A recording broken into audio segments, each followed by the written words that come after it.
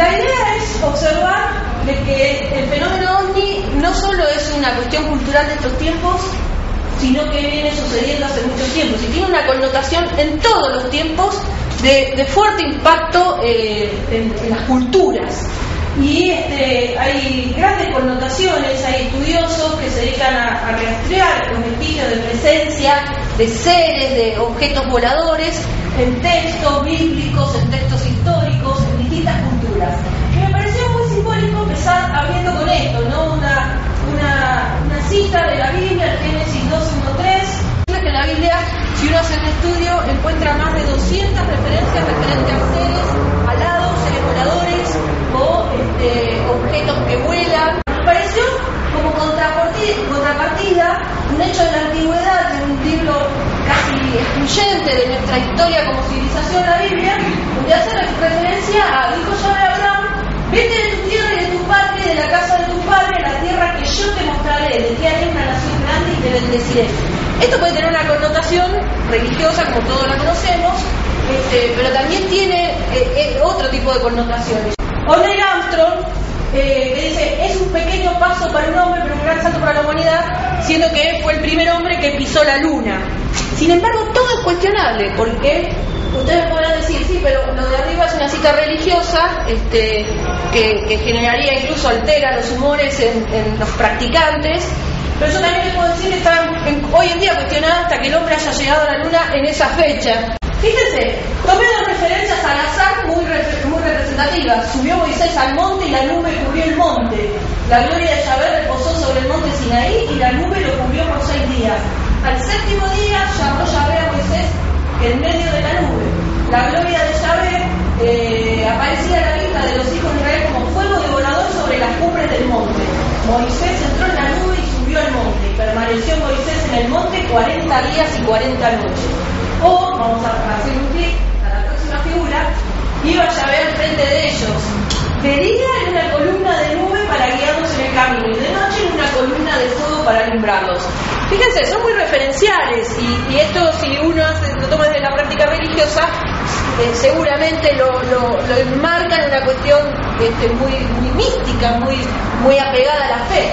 Siendo con una mirada más rigurosa, más fáctica, digamos, se desprende. Podría citarles que hay un capítulo como el de Ezequiel, donde se hace mención a la aparición de unos ángeles voladores que con sus patas y sus nubes y su columna de fuego bajan y se posan, y hubo un ingeniero de la NASA que hizo una réplica de esa descripción y obtuvo lo que es una máquina voladora. Fíjense, ahora ya pasamos a los hechos fácticos, concretos. Hay muchos arqueólogos, antropólogos, que se han dedicado a hacer sus tareas de investigación sobre culturas originarias y han encontrado piezas curiosas, como por ejemplo estas figurillas con forma de astronautas. En la América precolombina hay un alto impacto de figuras con connotaciones astronáuticas, no solo desde las personas y su indumentaria, sino de las máquinas que vuelan. Vamos a tomar referencia, las gráficas son muy expresivas. La astronauta de Kiev, que tiene 2000 años, unos análisis de carbono, que fue encontrada en la tumba de la región de Siberia del Antártico en China, o todas aquellas figuras astronautas precolombinos. Ustedes van el día, si alguno tiene la oportunidad alguna vez de ir al Museo de Colombia, Arqueológico de Colombia, se van a encontrar con muchas de estas figuras, y que las referencias no pueden dar una explicación certera de qué connotación o religiosa, cultural de la época hacían referencia a las figuras. Máquinas voladoras, de la misma manera que las figuras con astronautas, con trajes indumentarias, incluso si fuéramos más finos, hay figuras que tienen una especie de relojes, el astronauta de Palenque es la simbología más importante. Lo cierto que las otras figuras tienen connotaciones aéreas muy precisas y realmente han llamado la atención a muchos. Objetos fuera de tiempo, esto también es importante. Yo puse algunas referencias, pero quiero decirles que hay cientos de representaciones y objetos investigados. Las pilas eléctricas de Bagdad son muy conocidas en el ambiente. Nadie hasta la actualidad se han hecho estudios infinitos en distintas universidades del mundo. Fueron encontradas en 1936, datan de más de 250 millones de años antes de Cristo, y realmente es una de las piezas más difíciles de explicar. fijémonos la cantidad de cómo explicamos una pieza de esta naturaleza con determinados ya componentes fuera de tiempo, como el famoso granaje encontrado en el fondo del mar. Realmente también fue un hallazgo, es un complejo sistema de engranaje. Bueno, ahí como ven, se ve que se trataba de un calendario. Hace no mucho tiempo, ahora unos 10-12 años atrás, se encontró en México un elemento muy parecido que está estudiándose en este momento en la Universidad de México. Objetos con carabelas, de esta carabela de cristal se han encontrado más de 12 en el mundo, y algunas de ellas con una especie de incisión que hablaría también de la trepanación. Y además se han encontrado carabelas reales con prácticas quirúrgicas de alto nivel médico en la zona de México y en algunos lugares de África. En Egipto también. En Egipto también, exactamente.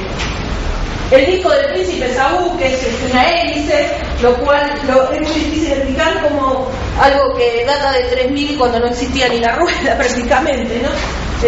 Los discos de Dropa, esto es una historia muy interesante, y acá un poco también para hacer connotación en el Tíbet, donde están los hindú y están todas estas, me acuerdo de Federico Posada, que iba mucho por esto, se iba a la India con el Dalai Lama, quería ver los discos de Dropa.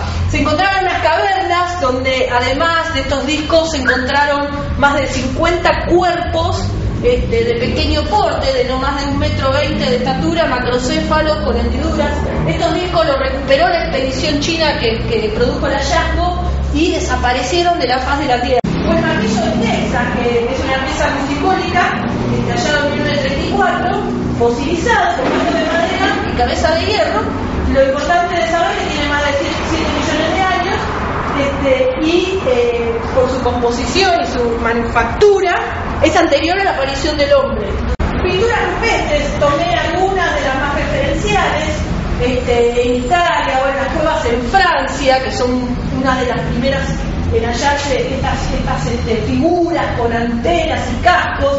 Fíjense la coincidencia, a pesar de la diferencia de los lugares, como Veracruz, en el continente americano, el sur de Francia, la mayoría de las pinturas rupestres marcan con 4 dedos, y eso también tiene una connotación muy interesante, porque los testigos hoy, que hablan de la aparición de grises con cráneos de diminuta estatura, con cráneos macrocéfalos o con negros, también indican y refieren que tienen 4 dedos. En pinturas rupestres o textos antiguos de objetos puntualmente conocidos o similares a lo que llamamos platos voladores.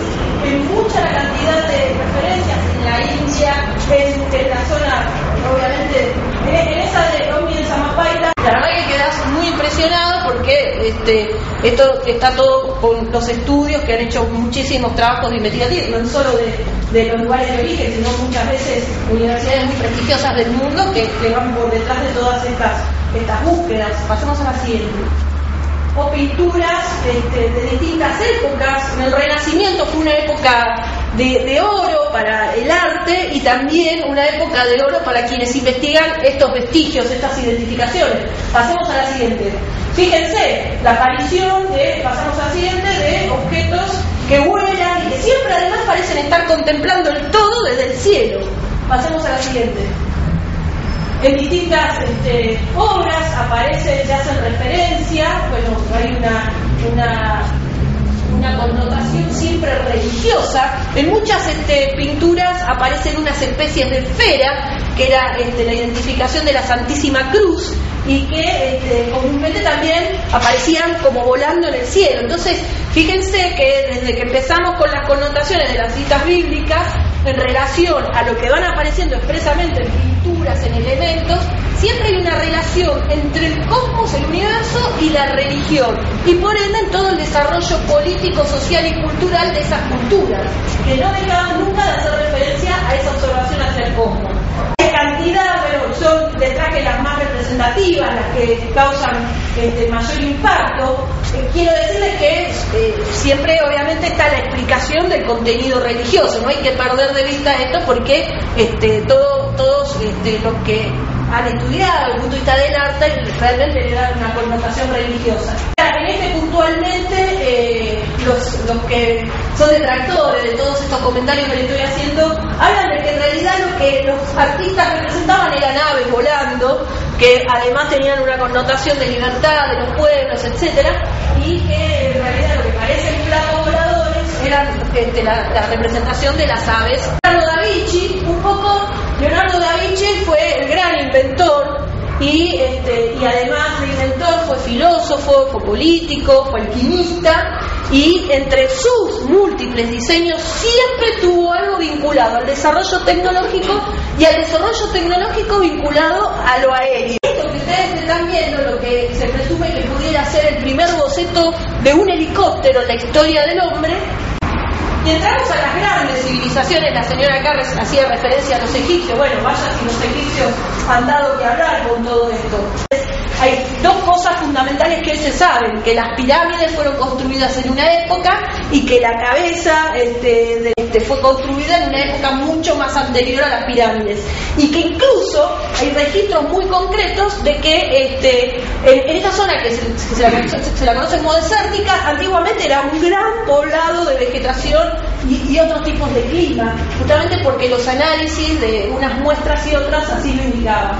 Pero además las pirámides siempre tuvieron esta rara vinculación con el espacio, y de hecho hay hechos muy concretos. Ustedes ven aquí las cámaras donde apuntan a la salida, y eso tiene una explicación, porque las dos salidas apuntan al universo y a una constelación muy específica, que es la constelación de Orión. Pasemos a la siguiente. Esto nos da el pie también de cómo los egipcios, en todo su desarrollo sociocultural y político, estaban en relación al universo y a los seres que ellos consideraban los dioses, y por los cuales hacían muchos de sus actos políticos sociales para trascender y estar al lado, a la derecha de esos dioses, o tener esos beneplácitos de los dioses. Y toda su escritura, todas sus referencias hablan en relación a esto, al contacto con los dioses. Acá tenemos la alineación de las pirámides y tenemos las últimas tomas astronómicas de la constelación de Orión, ampliadas a la derecha, algunos vestigios de las escrituras, los dibujos de los egipcios, y un poco el plano interno que yo les decía, por qué apuntan a la constelación. ¿Por qué? Porque ellos se guiaban, toda su agricultura, todo su desarrollo estaba en virtud de los astros, y la constelación de Orión era la que visualizaban como el lugar de procedencia de los reyes. Lo interesante es que enfáticamente uno comprueba que todos sus movimientos, todos sus desarrollos hasta arquitectónicos contemplaban esta asociación. El hecho de visualizar la constelación de Orión como la constelación regente en sus arcos, presumiblemente porque evaluaban que de ahí venían los seres. Hay múltiples historias, hay historias que hablan que los seres de Orión viajaron y que no solo han tenido contacto con la civilización egipcia, sino con muchas tribus africanas. Hay un trabajo muy interesante de J.J. Benítez, que se los recomiendo, que hablan de los cara de pez, lo llamaban. Los cinturones de los faraones representaban la constelación de Orión. Claro, porque astronómicamente ellos medían las distancias para saber cuándo iban a girar o cuándo iba a aparecer el sol o la luna en determinados ángulos. Y lo referenciaban con la constelación de Orión. Exactamente. No solo los egipcios, los mayas, los aztecas, los arameos, los sirios, los persas, tenían todos un gran dominio de la astronomía y de los ciclos regentes sobre la cosecha, sobre ciclos de los animales, en la cría, en el desarrollo, incluso en la programación familiar. Es muy interesante seguirlo, es un tema muy complejo que tiene mucho debate, obviamente. Pasemos a la siguiente, porque nos vamos a dar cuenta justamente lo que decía. La pirámide del Sol, muy conocida en México, de Teotihuacán, que también está alineada en relación a la constelación de Orión. Tiene exactamente la misma alineación. Ahí ustedes ven la planimetría de las pirámides egipcias en relación a los mexicanos. Entonces, evidentemente la constelación de Orión, en culturas de distintas épocas y de diferentes continentes, evaluaban lo mismo. ¿De dónde viene esta información? Bueno, es el gran interrogante. Pasemos a la siguiente. Y acá empezamos empezamos a ver otro tema, que a veces es poco explorado, pero esto que venimos hablando, evidentemente la conexión del hombre con el universo radica en todas las culturas, desde el principio de los tiempos. Hay un libro que se linda, que es muy conocido, que hay corrientes filosóficas que lo marcan como la representación de esa búsqueda, porque acá empezamos a entrar desde otro terreno.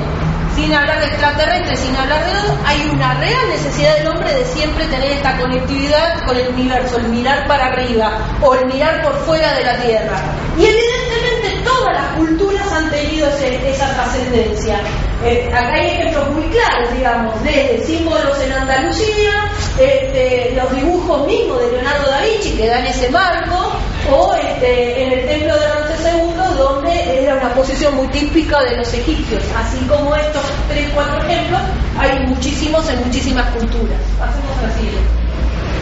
Y acá empieza la búsqueda en nuestros tiempos, la gran necesidad de la búsqueda, el contacto, el encuentro, la posibilidad de probar de que por fuera de nuestra atmósfera terrestre puede haber otras civilizaciones. Radicamos en el contexto de que en nuestro sistema solar, en todas las múltiples exploraciones que se hicieron, el hombre ha viajado a la Luna, hace poquito incluso que ha participado en Argentina, el ingeniero San Martín, han hecho el amerizaje en Marte, en esta cuestión de buscar vida o señales de inteligencia fuera de la Tierra, señales extraterrestres. Y este hombre, Carl Sagan, que ahora se acaba de editar la serie Cosmos, es un gran empujador en estos tiempos, fallecido ya, pero fue un gran desarrollador de esta búsqueda. Obviamente, pasa como todo, los astrónomos hoy astrofísicos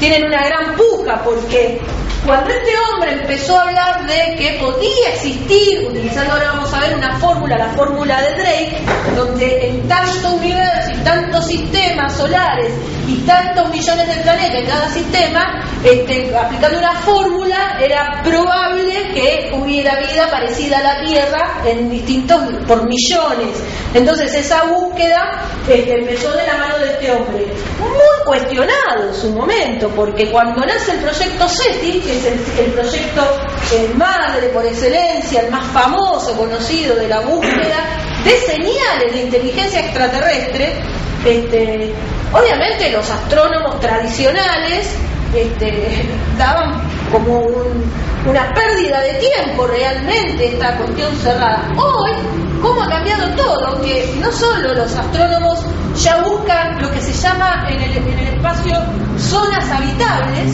sino que además han crecido muchísimo las carreras como la astrofísica, que incorpora un nuevo concepto en la búsqueda de no solo componentes energéticos de partículas en el universo, sino justamente esta cuestión de búsqueda de señales inteligentes, desde bacterias microbiológicas, que hubo hechos contundentes. Por ejemplo, hace 17 años, 14 años atrás, en la Antártida, en un resto meteórico se encontró la primer partícula bacteriológica de un meteorito proveniente de Marte. Incluso en Argentina tenemos un gran desafío por explorar, porque aquí tenemos lo que se conoce como Campo del Cielo, que abarca las provincias de Santiago del Estero y Chaco, donde está uno de los parques meteóricos más importantes del planeta, que presume que muchos de los meteoritos caídos ahí son de la misma generación de los caídos en la Antártida y en algunos lugares de Australia. Entonces, aquí tenemos lo que es el proyecto SETI, el corazón, el radiotelescopio de Arecibo, el más grande del mundo por su diámetro y por la frecuencia, el nivel de frecuencia de señal que emite. Estuvo por muchos periodos, pasó este radiotelescopio, el SETI, de empezar con todas estas contradicciones de la mano de Carl Sagan, tuvo financiamientos increíbles, después desapareció, lo dieron de baja. Se bromeó que este radiotelescopio iba a ser la pista de skate más grande del planeta, y hoy por suerte hay un gran desarrollo en el alquiler del espacio, tiene autonomía financiera y muchos radioastrónomos y astrónomos y astrofísicos lo utilizan. Y ahí lo que tenemos es el primer mensaje en el supuesto hecho de que en algún momento alguna civilización inteligente pudiera captar esta comunicación. Pasemos a la siguiente. Y acá empezamos. Bueno, obviamente todos los proyectos investigativos, sean cual fuere, buscan tener resultados. Y en esto de la comunicación, en la búsqueda de contactos o encontrar señales de vida inteligente, no hubo muchas conocidas, pero las pocas que hubo hicieron mucho ruido, justamente parafraseando el tema de las señales. La gran señal, acá tenemos la fórmula, la ecuación de Drake, que con esta ecuación es la que Carl Sagan y Drake, el creador de la fórmula, utilizaron para darle vida, sustento y fundamento al proyecto SETI. Y con esta fórmula realmente dejaron sin palabras a los astrónomos. A partir de ahí empezaron las búsquedas y la gran señal, el primer gran hallazgo de señal fue lo que se conoció como la señal WOW, porque es la expresión que hizo el radioastrónomo que estaba de vigilancia y que fue el que detectó la señal. Hizo WOW y esto lo que tiene acá tal cual lo escribió en el momento de recibir la señal. El 15 de agosto del 77, en el Big Air, que es el más grande radiotelescopio, como yo les decía, recibió esta señal de origen desconocido durante 70 segundos. Acá hay todo un proceso de protocolo a cumplir. Quiere decir que cada paso, cuando un radiotelescopio recibe una señal, necesita hacer toda una serie de procedimientos y la última parte tiene que ser verificado por otro radiotelescopio. Esta señal WOW fue descalificada porque la última parte, que era la verificación de un radiotelescopio australiano, no pudo concluir porque se desvaneció la señal antes de la última verificación. Quedó ahí, fue descubierta por el profesor Jerry Edman, que hasta hace no mucho tiempo era obviamente el mayor defensor de la señal, por más que no se hubiera cumplido la última etapa del protocolo. Sin embargo, Edman ha de estar muy feliz hoy. ¿Por qué? Porque hace muy poquito tiempo, el 2 de noviembre del 2012, se acaba de publicar en la revista Science, la revista más prestigiosa del mundo de ciencia, la señal IFRB, ráfaga rápida de radio. No es una señal cualquiera, porque a diferencia de la señal WOW, que se presume que vino dentro de nuestra propia sistema, estas señales de ráfaga fueron tan esporádicas y se han detectado más de una docena de veces, o casi una docena de veces. En distintos periodos acumuló una cantidad de más de 18 detecciones entre el 2012, el 2013 y lo que fueron fines del 2013 para el 14. Lo importante es que el 2 de noviembre del 2012 detectaron una docena de señales que pudo cumplir con todo el proceso del protocolo. A diferencia que esta señal la detectó el radiotelescopio australiano y fue el radiotelescopio de Arecibo que cumplió la última etapa del protocolo las 12 veces. Y es muy interesante porque estas señales son tan efímeras que lo que hace es le permite a los astrónomos, a los radioastrónomos, a los astrofísicos, poder determinar incluso que estas señales vienen por fuera de nuestro sistema, seguramente de una galaxia vecina, porque justamente la rápida difusión de esa señal habla de los obstáculos que esa señal tarda un milésimo de segundo en ser detectada. Y ese retraso es lo que permite llamar el tiempo de distorsión. El tiempo de distorsión es la medida que usan los astrónomos para poder justamente determinar la distancia del punto de origen al momento de la recepción.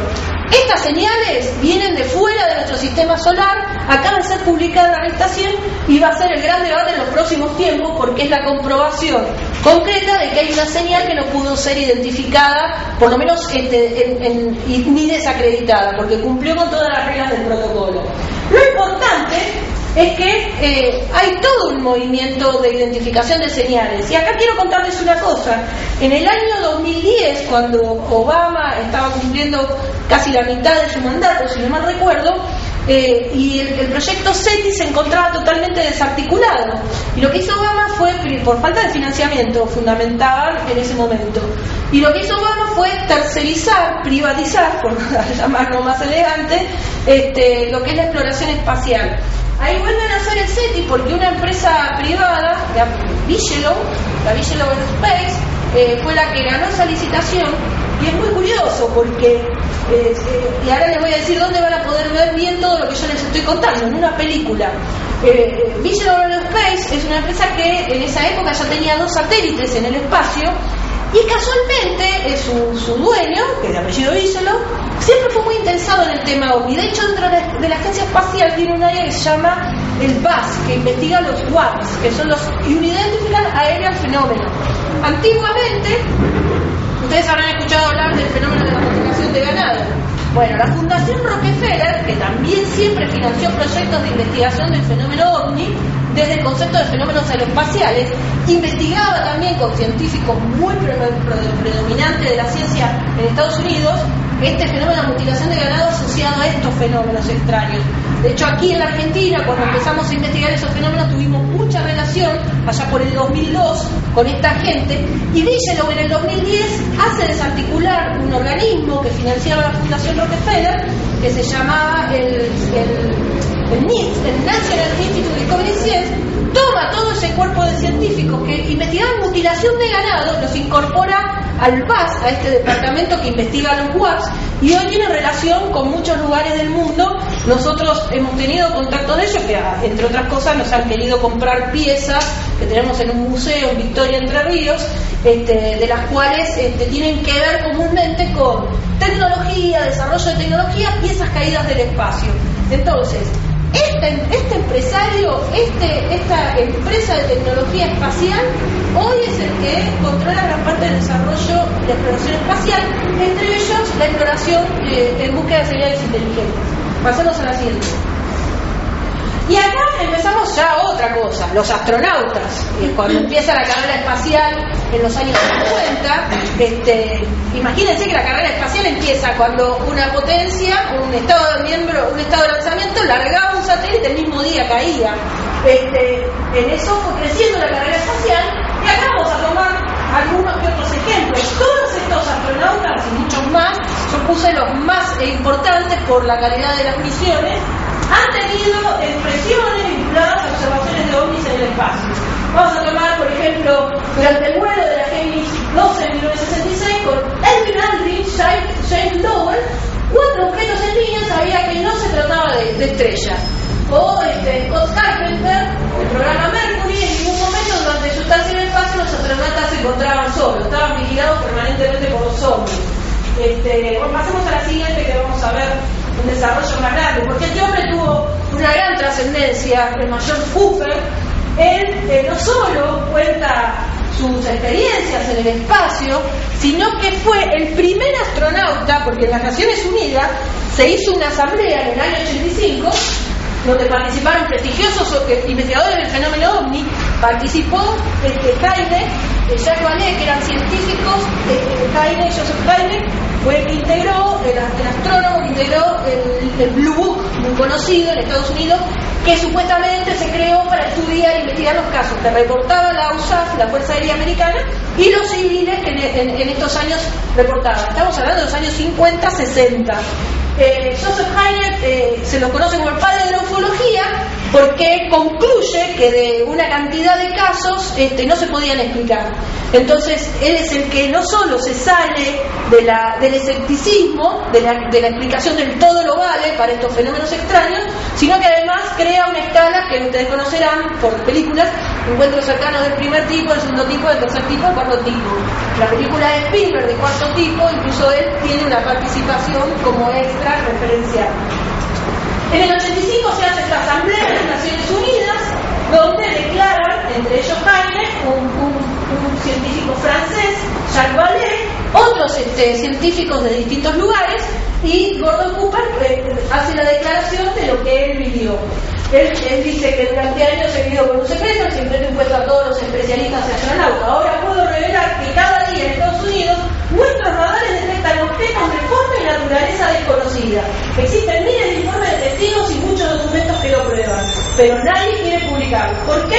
Porque las autoridades temen que la gente imagine una especie de invasión horrible. Y ahora vamos a ver, porque hace poquito el máximo matemático que existe en el mundo, que es el Stephen Hawking, declaró en el año 2011 de que los extraterrestres no solo existen, sino que vienen en actitud beligerante y que hay que tener mucho cuidado con estas cosas.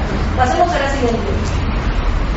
Bueno, acá tenemos más declaraciones. Me voy a concentrar en esta transmisión de radio que trascendió al secretismo que se imponía a los astronautas, que de la misión Apolo 14 de 1971, que manifiesta Houston, ¿qué es eso? No se preocupen, sigan con su misión, al hecho de que querían acallar la radio, porque ustedes saben que muchas de estas cosas se conocen también por radioaficionados.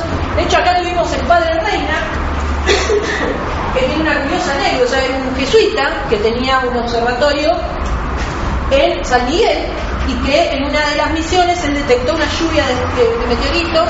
Él, siendo astrónomo, se comunicó con el observatorio de Estados Unidos y pudo evitar una catástrofe en una misión espacial.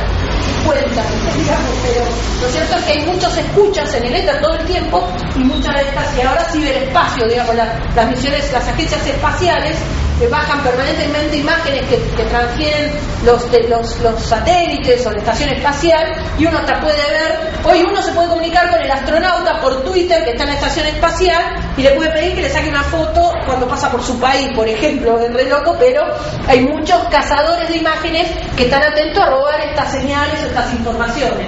Bueno, entonces dice, hombre fantástico, no se lo pueden imaginar, ¿no? Que estamos enterados, vayan al otro lado, no querían que lo vean lo que estaban viendo. Dios mío, ¿qué puede ser? Ahora hay luz por allí. Bueno, interfiere las comunicaciones. Esto es lo que pasa realmente con todas las misiones. Tenemos también, tuve la oportunidad de compartir varias conferencias con el astronauta Edgar Mitchell, incluso con mi mamá, con Silvia Peresi-Mondini, por la Fuerza Aérea. Fuimos a una conferencia que dio en el Círculo de Oficiales cuando vino a la Argentina. Era muy gracioso porque estaban todos los oficiales y suboficiales de la Fuerza Aérea. Todos querían hacerle la pregunta de si había visto un ovni. Bueno, nos fuimos nosotros finalmente que le preguntamos. Y el astronauta Edgar Mitchell hoy es un gran difusor del tema. Él siempre manifiesta que nunca vio nada, pero que sí sabe de compañeros astronautas que han tenido experiencias muy importantes. Y de hecho rescata lo que la experiencia de Claire McKillen, que fue el controlador aéreo por excelencia de las misiones en la década del 80 y el 90, que él además salió a declarar apoyando a Edgar Mitchell que él en una misión que controlaba vio como un objeto de forma triangular en el espacio, mientras los astronautas estaban haciendo arreglos en la estación espacial, vino y bajó un ser de gran estatura. Bueno, ahora si no le creemos a un controlador aéreo que controló las misiones más importantes de la Tierra, estamos en verdadero problema. O estos astronautas, que nosotros tenemos acá un interés muy especial. Yo les contaba que tenemos en Victoria un museo del OVNI, en Victoria, porque bueno, yo me dedico a esto también un poco por mi madre, que desde el año 68, por una experiencia que tuvo en Caleta, Olivia, se dedicó a la investigación. Y esto nos llevó a que se radicó en Victoria en el año 91, que es un lugar donde se da frecuentemente el avistamiento, observaciones y evidencia física. Y bueno, y hace 7, 8 años ya creamos un museo.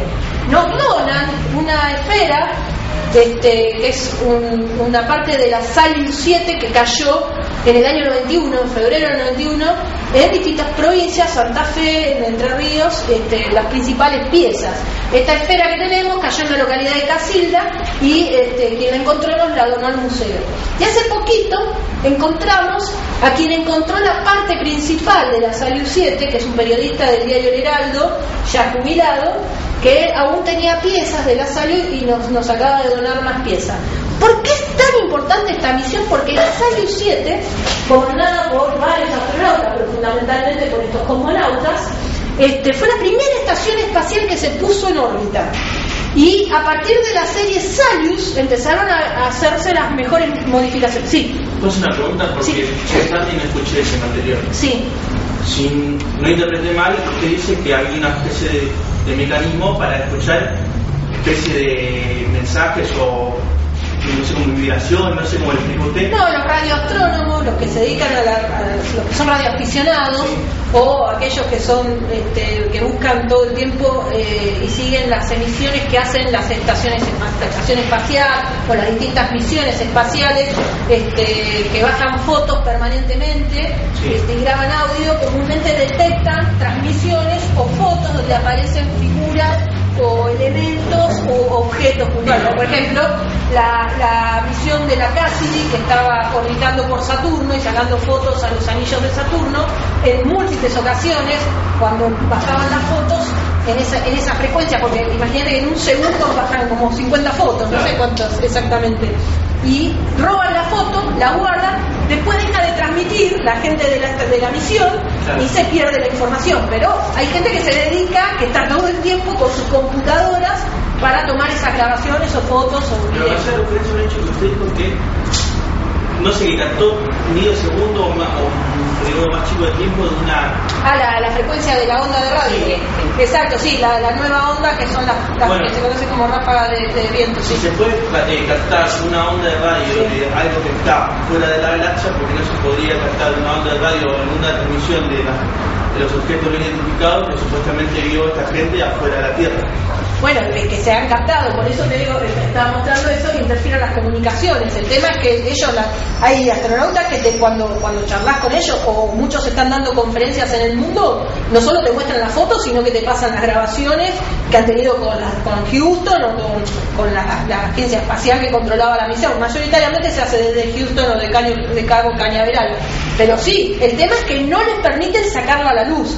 Por eso estos cazadores lo que pasa es que son dos comunicaciones diferentes.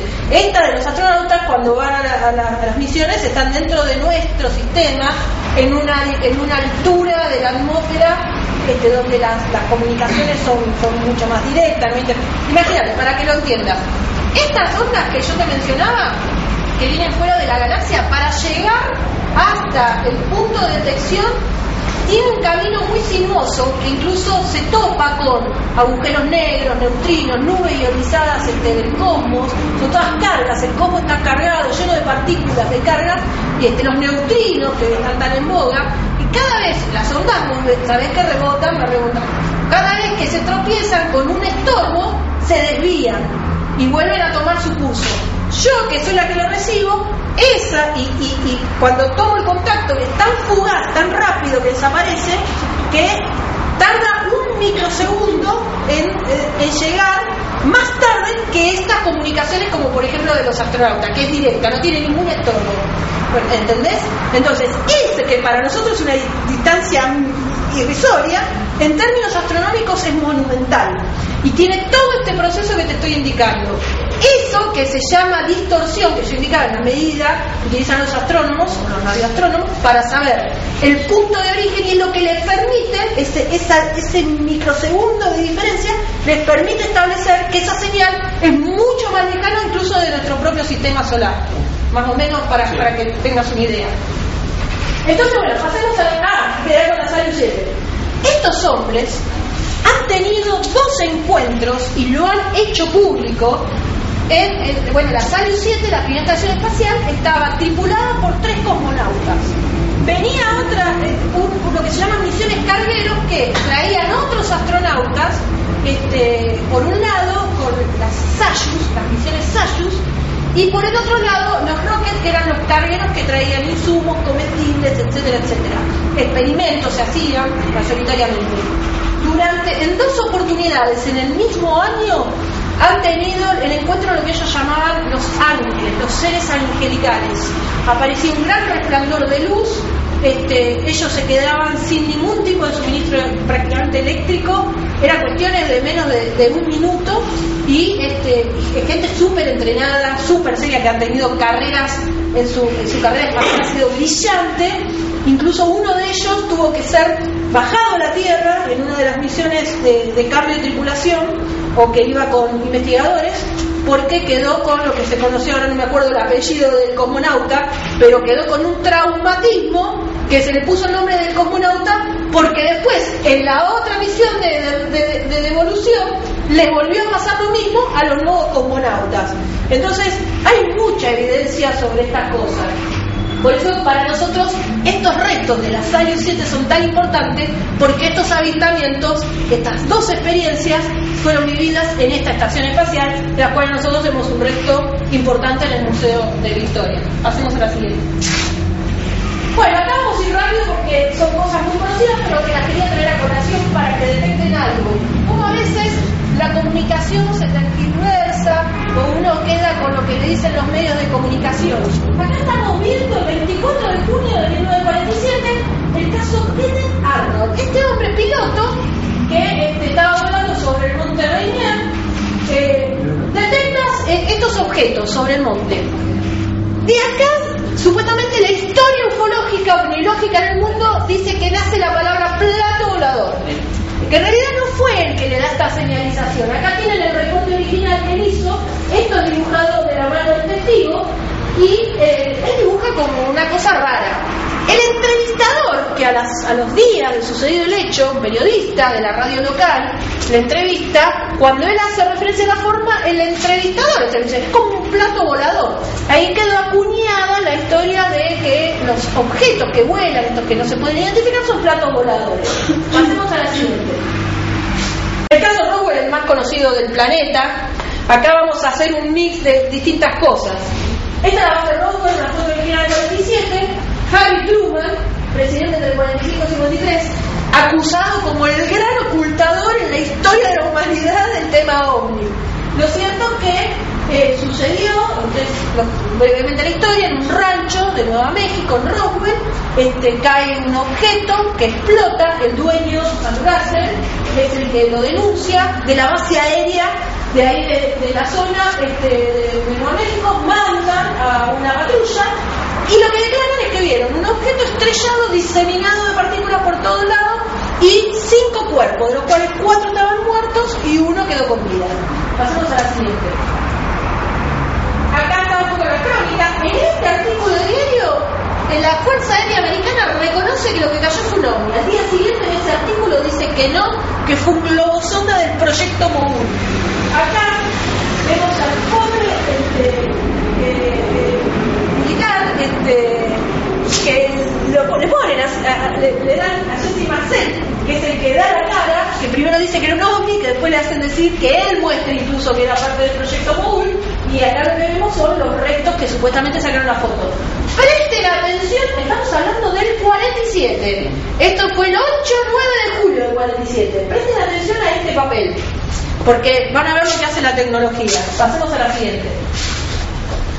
Estas son fotos que se dicen que trascendieron de lo que podrían ser. Con el Roswell se dijo muchísimo y hay muchísima truchada, muchísima desinformación, y estas fotos, según los investigadores que más siguen el tema, son las que se pronuncian como las que pudieran ser relativamente verdaderas. Hay que tener mucho cuidado con este caso porque se ha dicho de todo. Lo cierto es que igual no sirve para describir lo que los testigos que estuvieron involucrados de la enfermera llevaron los cuerpos a la base, pidieron los ataúdes, el dueño de la funeraria que le encargaron los ataúdes decían que eran ataúdes como para niños que le pidieron, por lo cual coincide con lo que decían los testigos, que eran seres pequeños, de cabeza grande. Hay una enfermera que desaparece, que es la que dibuja, vamos a pasar a la siguiente, cómo eran los cuerpos, las cabezas y los dedos, los 4 dedos que habíamos hablado de hace un rato. Y miremos esto, ¿se acuerdan que les dije no observen esto? Esta es el papel que tenía el militar el día de la conferencia de prensa del desdecirse de que era el globo sonda. En realidad lo que tenía acá era el parte que le mandó a su superior inmediato. Esta pieza, bueno, ahora vamos a hablar sobre esto. Esta pieza es la que este gran amigo que murió tratando de probarle a todo el mundo que lo que él había dicho y declarado en principio era la realidad, que el ovni cayó y que había cuerpos. Este es su hijo, también militar de la Fuerza Aérea, y este es su nieto, que es Jesse Marcel Jr., tercero, que es ingeniero aeronáutico, es muy amigo mío, y el secreto militar, por declaración, la tuvieron que respetar hasta el hijo de Jesse Marcel, y el nieto hoy está liberado, lo cual hace poquito ya trayendo un documento. Con la tecnología, esto que estoy mostrando hace muy poquito que salió a la luz. Mucha gente empezó a trabajar con los programas y pudo detectar algunas cosas interesantes. Bueno, en el 47 no se sabía que la tecnología del futuro nos permitiría leer esto, como ahí decimos. El mensaje resultó ser un telegrama del general Ramey al Pentágono y al general Hoyt van der Berg, el jefe de personal de la Fuerza Aérea por entonces. Ramey le ofrece a van der Berg una actualización de la situación sobre el terreno en Roswell. El primer párrafo describe lo que se ha encontrado. Comienza reconociendo que un disco es el siguiente hallazgo, porque después hay otra historia. Dicen que no solo cayó un disco, sino que cayeron 2, que se encontraron a unos kilómetros de distancia. Después añade que las víctimas de los restos y algo más, posiblemente solo unos restos, también han sido encontrados cerca de la operación de recuperación en el rancho. Al final afirma que usted, por el general, ha ordenado que las víctimas y los restos sean enviados a Fort Worth, Texas, que es tal cual lo que en su momento la declaración de Jesse Martel había hecho, que los cuerpos fueron llevados, como indica ahí, a Fort Worth, Texas, que ahí crece a partir de esta recuperación el famoso mito del Área 51, que hace unos pocos meses el gobierno de Estados Unidos, de negarlo toda la vida de su existencia, acaba de declarar que realmente existe, que ahí se hacen experimentos, desarrollos, etc. Pasemos a la siguiente. Pero yo le decía que no hay que prestarle atención a todo lo que dicen, y muchas veces menos cuando viene de Estados Unidos. ¿Por qué? Porque en Argentina, a solamente una semana del caso Roswell, el 12 de julio del 47 había un paisano que ya decía que acá veíamos platos voladores. Entonces, fíjense, este es un hallazgo de un gran investigador argentino, el doctor Valls, que incluso hace poco hicimos una audiencia pública en Rosario, en el Consejo Municipal, pidiendo la desclasificación de expedientes, y salió a la luz este artículo. Entonces, imagínense, en el año 47, a una semana de diferencia, es imposible que se haya tomado un cable, una comunicación o algo de tan pronto para acuñar un concepto en un tema que acá ni se tenía conocimiento. Este es el primer documento periodístico de la presencia de un hombre en Argentina, y el beneficiario de todo esto es La Plata, ¿no? Así que quería traer a colación porque esto también nos sirve para cualquier tipo de tema que uno aborde, que a veces lo que nos muestran o nos dicen siempre hay que ponerlo en duda.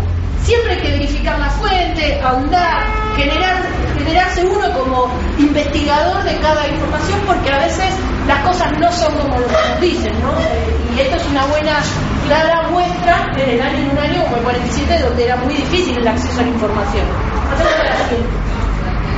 Este es el primer caso de muerte de un piloto en relación a un ovni.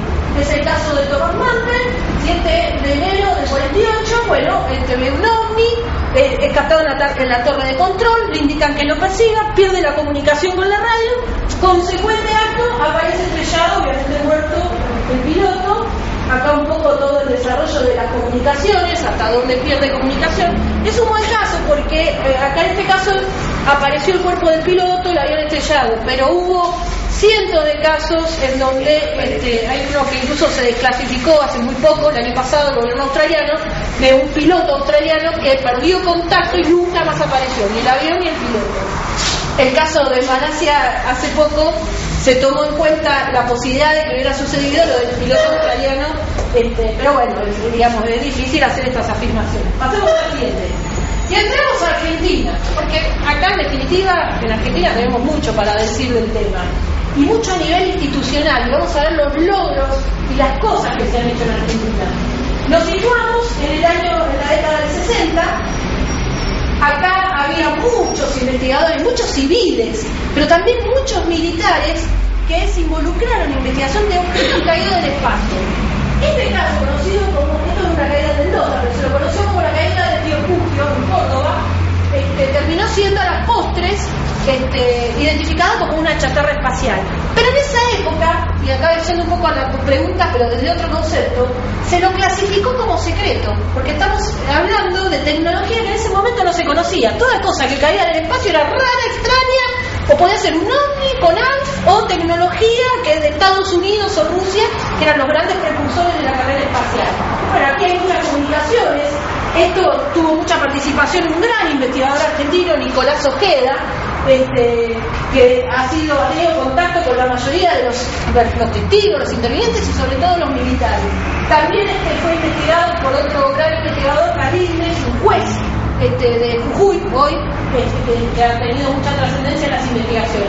Esa es la publicación de la revista de Aeronáutica, que es muy importante, porque es uno de los pocos medios en el mundo que oficialmente publicó artículos de su propia fuerza en relación a apariciones de objetos voladores no identificados. Pasemos a la siguiente. Acá vemos la foto original tomada en Mendoza. Esto es un satélite. Esto es una esfera muy parecida a la que tenemos en el museo, un poquito más grande esta, que comúnmente son tanques que almacenan lo que, bueno, últimamente eran en Taxina, pero que está prohibido por otro lado ya a esta altura, pero también almacenaban oxígeno, hidrógeno, eran todos esferas que permitían eso. Se encontraron varias de estas esferas. Y esa es una foto original que ahí lo tenemos, a Galíndez y a Nicolás Ojeda para que los conozcan, porque la verdad que es gente que en el anonimato nadie conoce y que nosotros tratamos siempre de que trasciendan, porque en algún momento van a ser los grandes precursores de lo que se conozca del tema, por lo menos en la Argentina. Pasemos a la siguiente. Fíjense el 64. Este es un caso del 60, Capital Miotti. Nosotros tenemos una gran búsqueda de este caso. Este señor salió de la localidad de Yacanto para Córdoba, iba con su esposa y toma esa fotografía que ustedes ven arriba. Fue analizada por otro, incluso investigó otro gran investigador argentino, Roncoroni, Guillermo Roncoroni, y tuvo muchísima vuelta. Aquí, no sé quién había leído JJ Benítez. JJ Benítez fue uno de los últimos que lo entrevistó. Esta foto es de él, incluso. Y acá tenemos el artículo de la revista Aeronáutica que publica el caso, y la foto fue enviada también por el mismo organismo de la Fuerza Aérea, que determina que es un objeto extraño con determinadas características, y el relato que hace el testigo es muy preciso. Se mandaron esas imágenes de análisis, son uno de los primeros análisis computarizados que Roncoroni mandó a Estados Unidos, que tiene dos controversias, porque primero él mandó el análisis sin mencionar quién había tomado la foto, y los resultados eran que había sido una distorsión del lente, etcétera, explicando que era como una malformación óptica. Cuando él dice, no, pero fue tomada por Capital Miotti, ahí cambiaron el informe de la misma empresa. Entonces, como ven, siempre los casos tienen esta dualidad de dudas. Lo cierto es un muy buen caso por quien tomó la foto. Pasemos a la siguiente. ¿Pasar? Acá vemos informes de la Marina. Esto está muy interesante porque estos son del departamento OVNI. Fíjense, pasa a la siguiente. Vamos a ir viendo rápido porque no vamos a ahondar. La Marina, que con Constantino Niño, Marroque Pagani y unos periodistas civiles, Eduardo Puig y Guillermo Aiza Paz, forman una comisión que se la conoce como el COSPEFO. El COSPEFO genera cientos de investigaciones, muchos dentro de su propia fuerza, en la base Comandante Espora y en la base de Punta Indio. Es muy interesante porque remite de experiencia de los propios pilotos, que además testimonian la observación de luces en vuelo, y de los controladores aéreos. Hay casos muy emblemáticos que nosotros incluso estamos pidiendo para la desclasificación al gobierno argentino. Pasa a seguir. Bueno, esto es uno de los casos de la base aeronaval Comandante Espora. Fíjense que ya producían informes y se generaban archivos. En esto que decíamos, que hay muchos que acusan que guardan todos sus secretos. Estos informes los compartían con los investigadores civiles de la época, y por eso nosotros los tenemos. Pasemos a la siguiente. ¿Pasar? Fíjense, este es el cuestionario que esta comisión le daba a hacer a los testigos.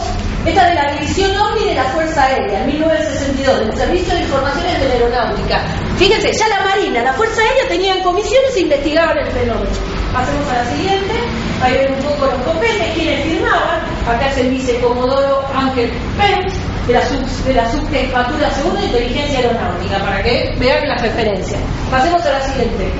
Acá el gran caso, el caso de la isla de Decepción en 1965, el capitán Daniel Pericet, en la Antártida, estaba haciendo ensayos meteorológicos, investigaciones. En uno de los aparatos mencionan que empieza a activarse loco, toman una fotografía que no es esta trascendió como la fotografía de la época, fue tomada en la Antártida, pero no es la del caso que estoy haciendo referencia. Hubo casi 19 observaciones, si no mal recuerdo, entre la base argentina y la base inglesa, y pudieron constatar en los mismos hechos, en los mismos días.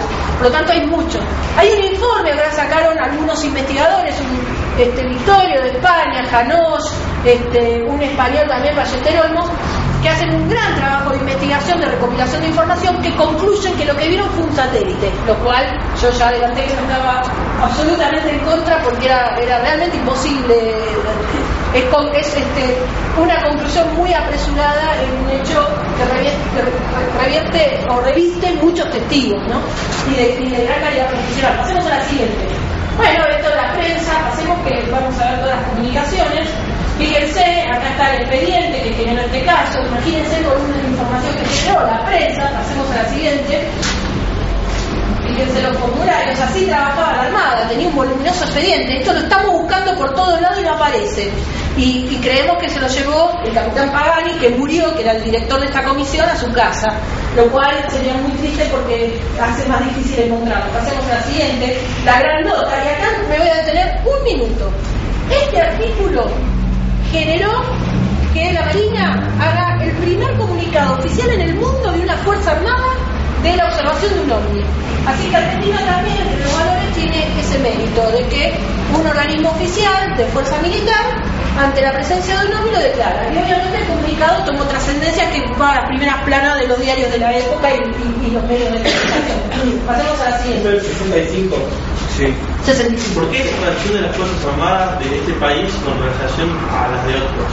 ¿Cómo? O sea, ¿por qué la postura de las Fuerzas Armadas de Argentina mostrar estos hechos de interacción con objetos no identificados y, por ejemplo, la reacción contraria de Estados Unidos de ocultarlo? Bueno, es una buena pregunta, pero hay que contestarla por partes, porque así como en una época del 65 al 68 la Marina comunicaba todo, a partir del 68 en adelante no comunicó más nada. Lo mismo que la Fuerza Aérea. La Fuerza Aérea creó en su seno 4 comisiones en distintos momentos de su historia. Y hubo periodos donde había una gran interrelación y periodos que no comunicaban nada. Y la Gendarmería, por ejemplo, que a nuestro criterio es uno de los archivos más importantes de investigación, durante 2 décadas han investigado fuertemente el fenómeno con expedientes muy prolijos, nunca se pronunció al respecto, nunca tuvo nada y ahora les voy a contar un hecho puntual. Esta es la comisión en el 79 que se funda la Fuerza Aérea, y acá también tiene que ver con la predisposición de los superiores. Acá el general Grafiña, tristemente célebre, y en Argentina tenemos un tema también, porque a partir de los años 70 hasta el advenimiento de la democracia, muchos de los casos, de los expedientes quedan ocultos porque están involucrados con los expedientes de los derechos humanos. Por ejemplo, en prefectura hay un montón de testimonios de experiencias de pilotos y muchos de ellos eran de los aviones pilotos de los vuelos de la muerte.